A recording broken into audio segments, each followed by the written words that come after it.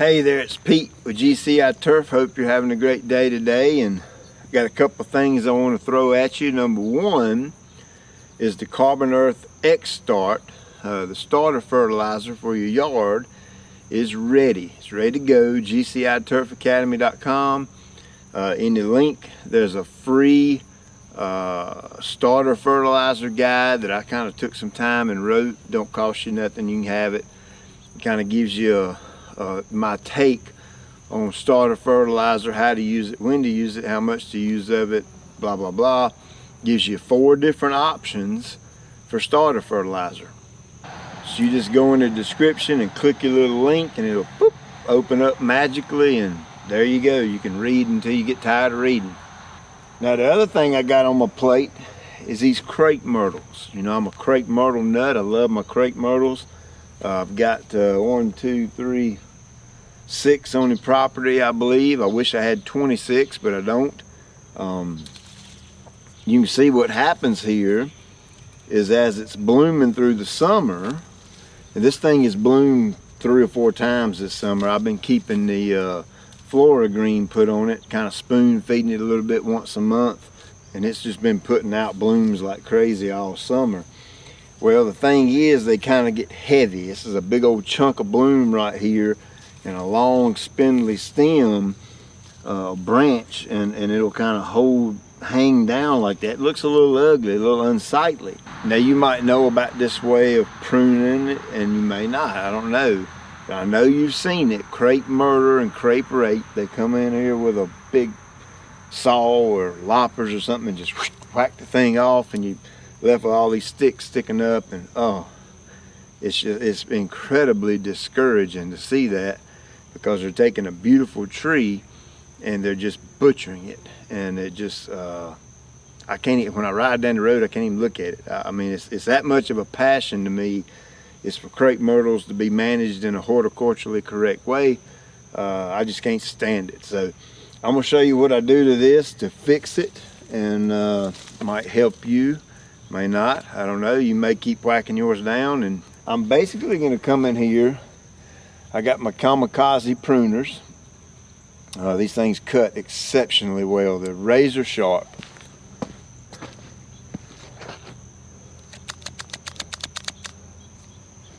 And I'm basically going to start from the bottom and work my way up, okay?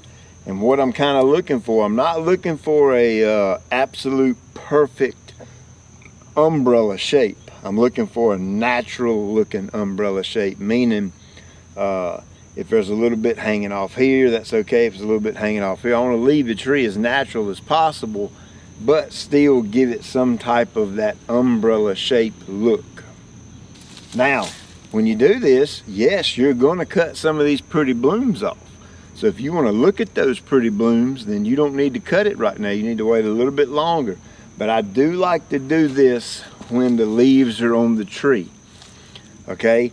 The reason is, when the leaves fall off the tree, all your branches are sticking up. There's no weight to hold them down, so you can't really prune them all that well like that unless you climb up in a big ladder, and I ain't got time for that crap.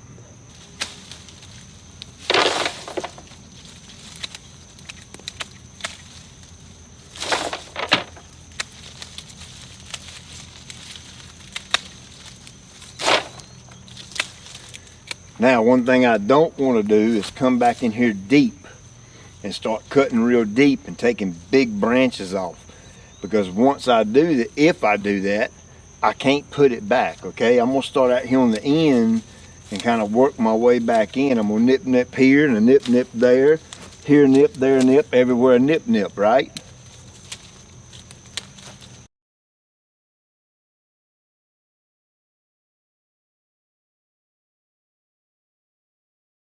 This side over here is a little bit low, higher than this side. This side's a little lower than this side, however you want to say it. So I don't want to really go up on the left side anymore, but I'm going to kind of take this up gradually to kind of even it out. With what I'm working with, I don't think I can get it perfectly even, but that kind of goes back to some of that it's okay if it ain't perfectly umbrella shape. I'm not looking for a nice little neat ball. I'm looking for a general shape, but still, you know, kind of look somewhat symmetrical.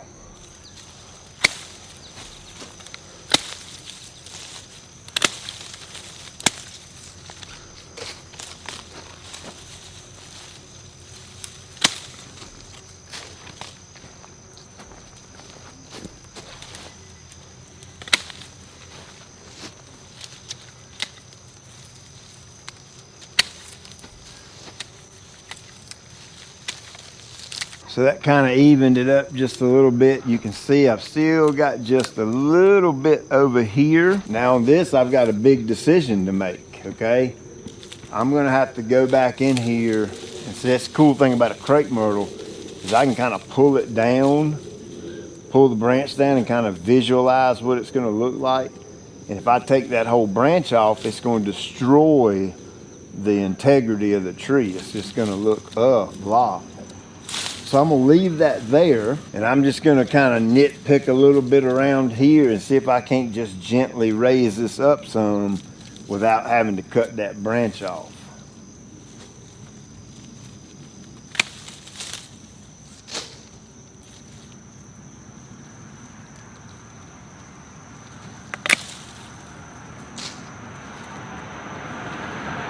I think that's about as good as I'm gonna get it. I do not want to cut that branch off because you can see it's one of the main branches back in here. So I'm gonna leave that be. Yeah, this looks a little jacked up right now, but these are crepe myrtles. They grow incredibly fast, and this will kind of foliage out and fill in right here within a matter of 2 or 3 weeks, and I'm not at all worried about that. But now you can see I've kind of got the overall game plan was to kind of get it back into somewhat of an umbrella shape, and I've got that done what I wanted to do, and I'm not hurting the tree in any way. And this right here has nothing to do with the health of the tree. It's simply for aesthetic reasons only. I didn't like the look of those big blooms hanging down. So I've always done that kind of late summer, mid to late summer, and then I'll do some other pruning during the winter time around February or so. Still, we don't cut them off. We don't butcher them. Crepe rape and crepe murder is what they call that, and it's again, it's very discouraging to see that done when you got such a beautiful tree like crepe myrtle. So there you go. I had a lady email me and ask me how do I fix this, and that's kind of how I fix it. So there you go. Don't forget that starter fert guide, and I'll stick these in the description as well. And you guys have a great day, and I'll check you later. And I'm gonna nip here and a nip there, here nip, there nip, everywhere nip, right?